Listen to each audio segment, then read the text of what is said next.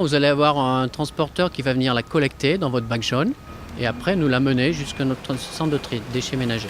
Il va être pesé, on va faire donc un mode opératoire, il pèse ses matériaux, va vider sur une plateforme dédiée à ce déchargement. On a de gros engins de type chargeuse qui va donc alimenter un procédé qui va tomber dans une trémie, qui va alimenter un trommel, crible balistique, c'est du matériel mécanique qui va nous permettre de séparer tous ces matériaux de façon aléatoire, mais qui va nous trier quand même assez facilement ces matériaux pour que derrière, nous, en opérateurs de tri, on puisse avoir des bons gestes en toute sécurité.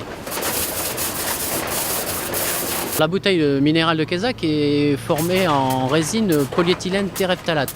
Ça veut dire que c'est une résine un peu particulière qu'on va mettre de côté et on va donc faire une famille spécifique de PET semblable à la vôtre ensemble. Notre centre de tri emploie une quarantaine d'opérateurs de tri pour pouvoir séparer facilement tous ces matériaux puisque les machines sont là bien sûr pour nous aider mais elles ne font pas le travail à 100%. Donc derrière on a des gestes de tri qui sont faits par des opérateurs.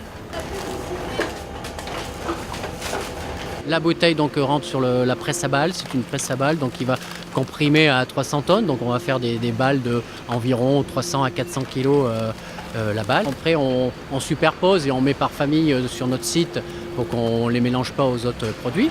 Dès qu'on en a un volume important, 25 tonnes par exemple, et ben on va déclencher le transport dans une usine de régénération et le transporteur va venir charger avec 25 tonnes de matière qui va partir après dans les usines de régénération. Votre bouteille de plastique peut faire plein de petites choses, soit des bidons d'huile ou autre, ça peut être de la moquette, ça peut être des gaines annelées pour l'électricité, ça peut être des coffrages de piscine avec du PEHD, donc voilà, on parle de beaucoup de matériaux, mais ça a une seconde vie.